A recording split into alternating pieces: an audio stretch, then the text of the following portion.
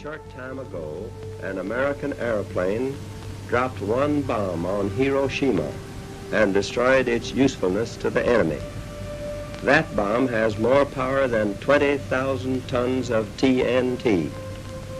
The Japanese began the war from the air at Pearl Harbor.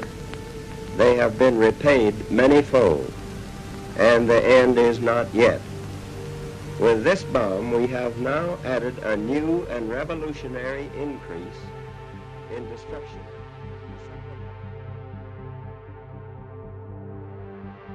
Latest reports from the Japanese say that 126,000 died as the result of the damage done by the single bomb that blasted the city. With the help of gauze masks, a few citizens seemed able to exist among the wastelands. Although the end of Japan's aggression was in sight before atomic bombings, it was this terrific force that finally signed her death warrant.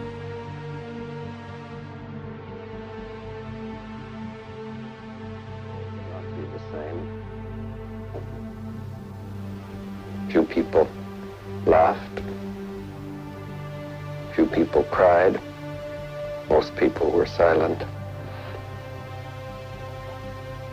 I remembered the line from the Hindu scripture, the Bhagavad Gita. Vishnu is trying to persuade the prince that he should do his duty, and to impress him takes on his multi-armed form and says, "Now I am become death, the destroyer of worlds." I suppose we all thought that.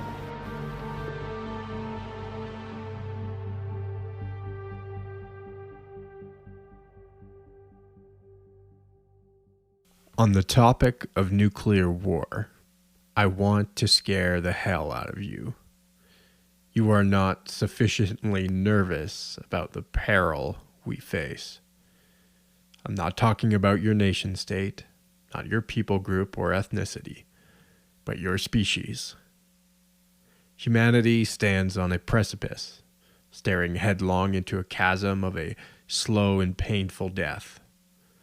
Watching the skin of our loved ones' faces melt off of their skulls the way wax drips from a candle. But if they are unlucky enough to survive a fast demise of the initial explosion, they will have to endure a long, torturous end with the fatal side effects of third-degree burns, blindness, going deaf from your eardrums bursting, and slowly losing the ability to breathe as your lungs ingest radiation. Inside of the blast radius, you will be incinerated in a matter of seconds. But even if you are within 13 kilometers of ground zero, you will not be killed off immediately. Instead, your skin, clothes, and hair will all catch on fire, and you will burn to death over the course of a few minutes, which will no doubt feel like hours. Even if you are somehow able to reach a fallout bunker, it won't be long before carbon monoxide poisoning inside of the structure leads to your asphyxiation. And remember, you can't leave because if you do, the radiation poisoning will kill you in minutes. For a typical bomb the size of the ones dropped on Hiroshima and Nagasaki, the force of the blast will pretty much destroy any structure, vehicle, or object within 8 kilometers of ground zero. And even if the explosions don't kill you, tiny objects like rocks, glass, and metal will slice up your body like machine gun fire. Roughly 175 square kilometers of homes and buildings will collapse, killing or burying those inside. Those trapped inside of the buildings, perhaps far enough away to survive the radiation, will have to wait much longer for help than from an earthquake, for example, as rescue teams will be required to take hazmat precautions so they themselves don't get radiation poisoning, thus leaving the victims more time to die from thirst, starvation, or succumbing to their injuries. But that may be a moot point in any case, as your nation will likely be in all-out war, launching its own nuclear bombs at other cities. The resources and manpower necessary will just not be there to help anyone. Foreign aid will not be allowed into a war zone, and you will be abandoned by your countrymen. Gas stations, power lines, and fuel supply centers in the vicinity will all be going through the process of external combustion, but not all at once, as the explosions will be unpredictable, like mortars being shot over your head or stepping on landmines. While that is happening, a cloud of dust will begin to engulf the entire city, blacking out the sun and sucking up the oxygen a few kilometers into the air. Under some circumstances, the chemicals that have been gathering in the atmosphere can actually begin to rain down on the surface with a radioactive cocktail that gets onto your skin, clothes, and in your lungs. If neighboring cities have not also been bombed, their hospitals, infrastructure will be completely overwhelmed, and they will likely not be able to help you for days or weeks.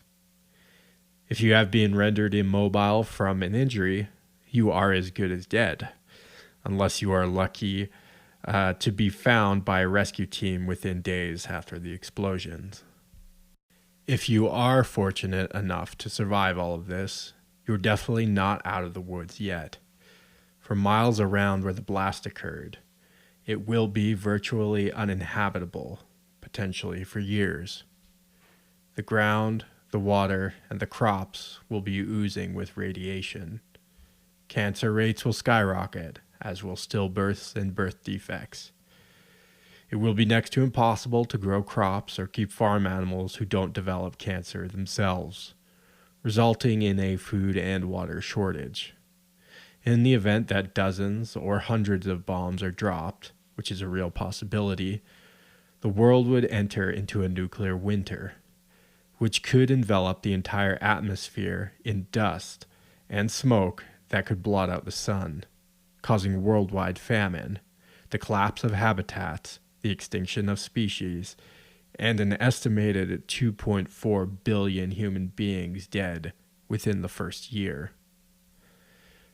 The second and third order effects of this catastrophe, the wars, the famine, devolution of civilization, could lead humanity into an extinction event.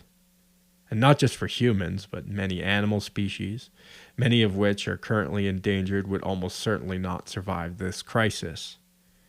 In the event of a legitimate nuclear winter, and depending on the magnitude and number of bombs, the effects could take anywhere from 1 to 4 years to clear. Humanity would be isolated and cut off from one another, as communication infrastructure, power lines, and satellites would all be destroyed by EMP blasts.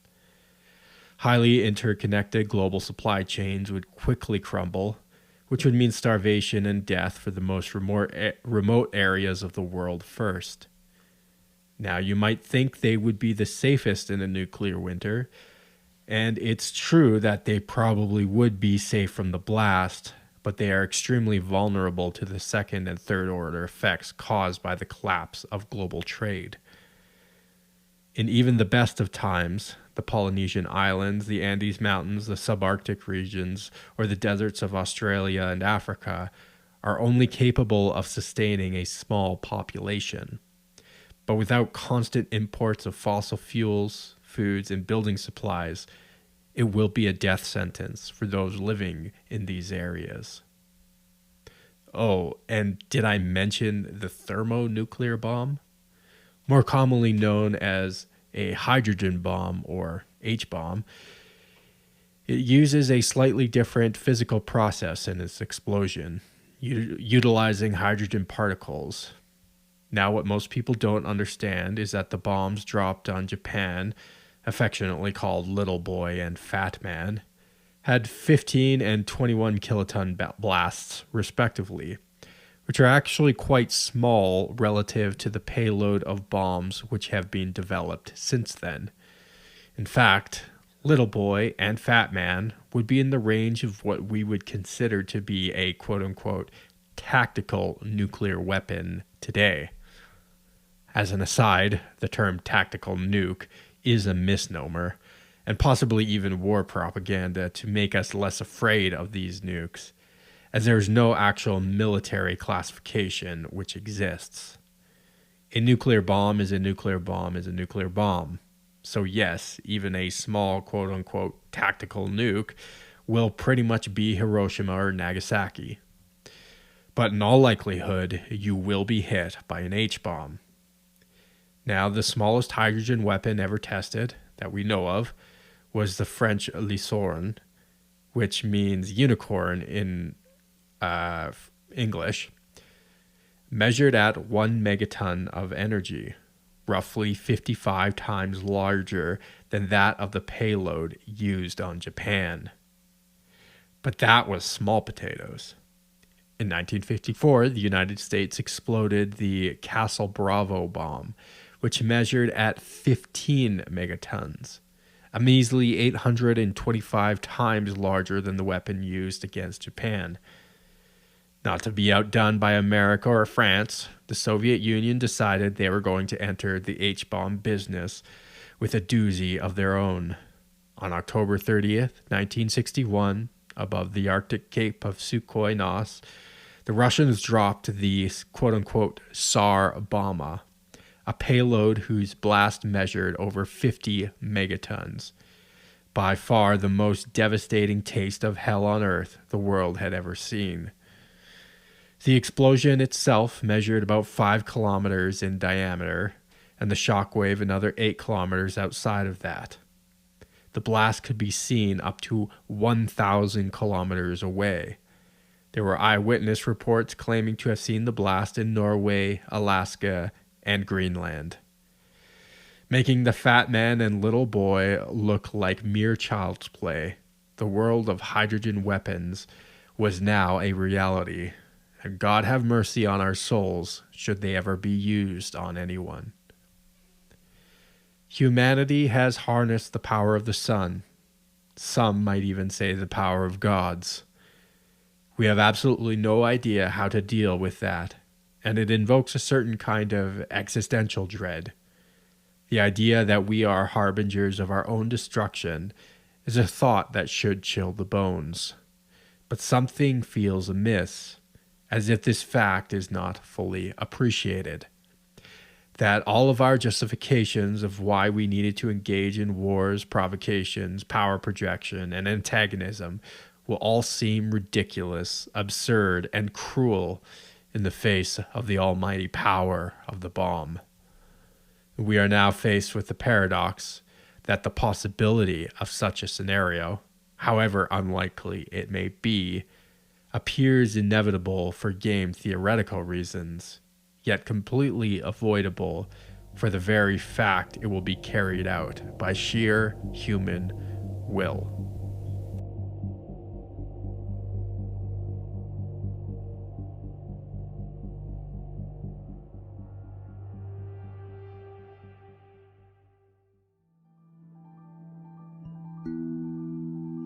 It was so dark because of the smoke and dust being sucked up in the mushroom cloud,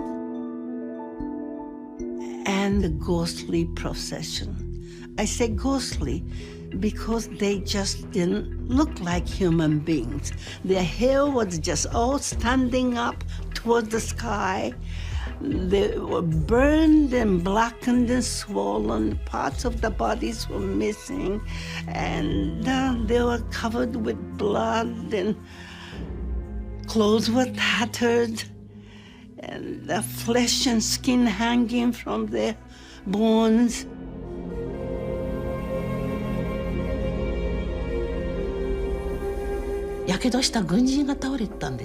There was a soldier on the ground suffering from burns. I thought, there's someone on the ground, and ran towards him. He noticed me and said, half groaning, "We've been hit by a new type of bomb. A new type of bomb." There was a man, I think he was a man. unrecognizably burned, scarred, and marred. You can't tell it, but I knew that was a man. He said to soldiers who's clutching me in his arm, he said, "Water, water, please, water." And the soldier just... I said, "Yes, the whole of Hiroshima has been annihilated." The person at the other end said, "I don't understand what you are saying. What do you mean, annihilated?" As I thought about how I could possibly make him understand, I remembered what the soldier on the embankment said. "We've been hit by a new type of bomb." So I said to him, "We've been hit by a new type of bomb."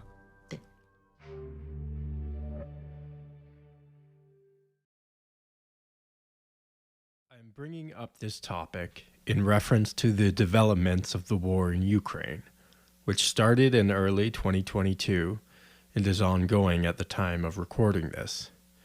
Some might call it a war between Ukraine and Russia. However, I believe if we are going to be honest, it's a proxy war being fought between NATO and Russia, with Ukraine being caught in the crossfire. If this was simply a territorial squabble between two corrupt Eastern European nations, I would not be all that concerned about nuclear annihilation. But this is clearly not the case, and anyone who attempts to frame the situation as simply a quote-unquote unprovoked war of aggression is either a malicious liar or a dangerous, uneducated rube. Without deliberating too much on all of the intricacies and events that led up to the war, it is true that Russia's, albeit unjustified invasion, was obviously meant to send a message to the United States in particular and to NATO in general. Though territorial expansion may perhaps be a side benefit of the aggression, it is clearly not the motivating factor, as there has been a long history of U.S. provocations in the region that Russia finds to be unacceptable. Now, you or I could nitpick about Russia's reasoning behind the invasion and whether or not they are overreacting about their security concerns. But for all intents and purposes, it appears as though they genuinely believe NATO expansion into Ukraine is a very serious threat. As it stands, NATO, despite Ukraine not being a treaty ally, has decided to engage in a proxy war with Russia through a broad and sweeping sanctions regime, hundreds of billions of US dollars in military aid, weaponry, and equipment, and the use of Western intelligence services aiding Ukraine's military. It seems apparent that the United States and its allies view Russia as an enemy belligerent, as the objective of this proxy war is to isolate Russia, drain it of its manpower and resources, driving it into a quagmire, all the while never having to sacrifice any of their own people, instead opting to oppose Russia until every last drop of Ukrainian blood is spilled. And the powers that be are happy to make that choice for the people of Ukraine. U.S. Senator Tim Scott candidly expressed this view during a 2023 presidential debate, saying, quote, "Americans' actual vital interest in Ukraine is degrading Russian military. We have been very effective using our resources and our weaponry and incredibly high price of Ukrainian blood to achieve that objective."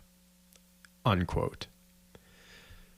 Of course, what is the farthest thing from any of the foreign policy establishment's mind? Well, diplomacy, negotiation, communication. Nothing but maximalist demands and unrealistic expectations which further insult and offend the opposing side, provoking the Russians to entrench even more. 100 years ago, this would have been an annoyance, in that I have to surrender my hard-earned resources in the form of taxes to fight a war on the other side of the world against people I do not understand, where I do not speak their language and have no cultural context in which to comprehend their concerns. But this is a little more serious insofar as one side, the Western Allies, allegedly have in their possession somewhere in the neighborhood of 5,000 nuclear warheads, and the opposing side, the Russians, have somewhere in the neighborhood of over 5,000 nuclear warheads as well, both pointing those weapons at one another. Now, I am not saying that there is a 100% chance that these bombs are used. It may not even be a 5% chance. But the risks have certainly increased exponentially since February of 2022. And I am completely uncomfortable with that, as I cannot see any scenario in which the benefits of a proxy war outweigh the risks of a potential nuclear annihilation. How anyone in good faith could argue that a policy of isolation, provocation, and antagonism brings more peace to the world is beyond me, and those who do argue this need to get their heads on straight, as I would personally not like to be included in their nihilistic, suicidal fantasy of trying to collapse a state with the power to extinct our species in an afternoon. Now, one may argue that assisting Ukraine in its defense effort wouldn't escalate to a hot war between Russia and the United States. History, however, would disagree with you. The attacks on Pearl Harbor were clearly a response to the U.S. fuel embargo against Japan, as they were embroiled in the Sino-Japanese War. The States and Soviet Union were both funding and lending military support to the Chinese in order to fight off Japan. The Chinese faction, which won, would eventually turn into Mao Zedong's Communist Party, which turned its own countryside into a graveyard of poor farmers and starving children. Fast forward a few decades to the 80s, and the U.S. is now supporting a group of radical Islamists called the Mujahideen, fending off the Soviet Union from establishing a communist state in the country. The leader of that group's name was Osama bin Laden, and we all know where that story ended. During the Indochina Wars of the 1950s, where communist revolutions were ongoing in Cambodia, Laos, and Vietnam, the West was fighting proxy wars against the revolutionaries before 1964 and the Gulf of Tonkin debacle, which pulled America into the conflict.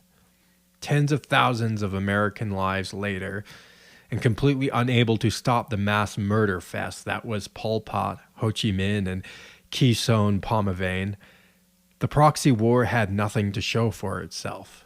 It was a wretched and tragic failure. These are just a few historical examples, but we could go back in time ad nauseum to illustrate the point. Even if the proxy wars do not end in a hot war, it's hard to argue that the blowback and second and third order effects of such actions are ever worth it. Still more objections to the view of non-interventionism, particularly in the current situation between Russia and Ukraine, might be something to the effect of, we can't give in to nuclear blackmail. My first question to such a retort would be, who is the we to whom you are referring? I do not recall seeing Ukrainian flags flying on Parliament Hill in Canada or at the Capitol building in D.C. Last I checked, Ukraine is not ours to defend. No one voted on being involved in this war, yet we are not being asked to voluntarily surrender our resources to aid in Ukraine's defense budget. We are coerced into it whether we find the goals and objectives reasonable or not. Further, it's all well and good to have a desire to deter Russia's expansionist policy, which is a desire I share, but all that pales in comparison to the specter of a nuclear holocaust, as my children's skin melts off their bones because an H-bomb just wiped out our city. To be clear, I have zero sympathy for this position, as it would require me to risk the future of humanity to ensure that nuclear threats aren't tolerated. A serious reality check is in order for those who do not want to take nuclear brinkmanship with the severity it deserves. We do not live in a perfect world. We live in a world where a country with a long history, a storied culture, and a number of demographic and economic realities is pushing up against it, thus driving it to be more militaristic, paranoid, and belligerent. It sucks. I wish they were peace-loving hippies like me, but they aren't. The Russian worldview is fundamentally different from ours, and this matters because they have 5,000 nuclear warheads and they know how to use them.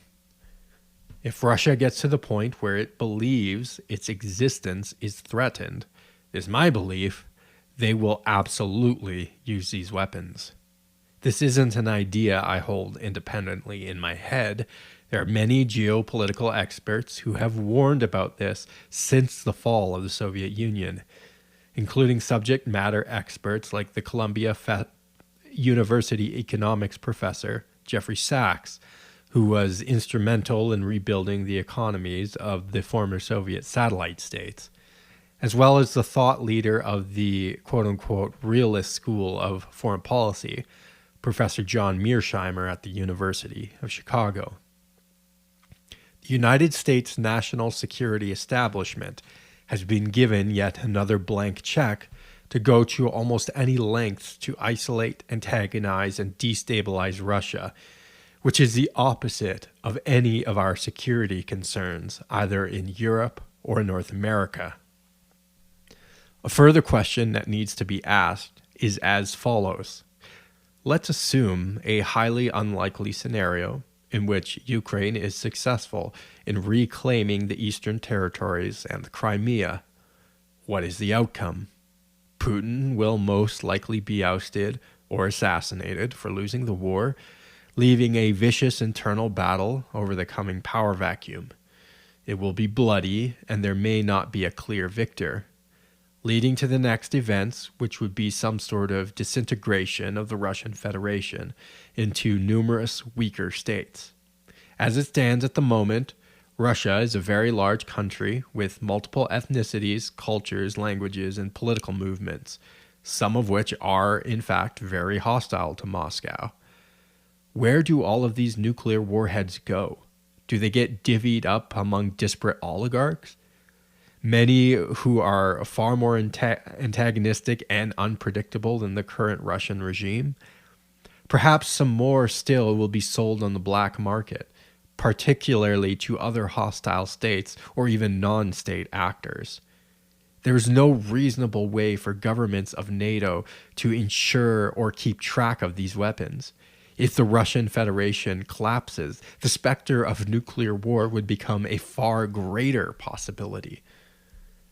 Suffice it to say, the entire situation of Western involvement in this conflict is nothing short of psychotic, completely unhinged and irrational, except for a small cabal of weapons contractors, politicians, and financiers who stand to gain from it, so long as it doesn't make us all go extinct.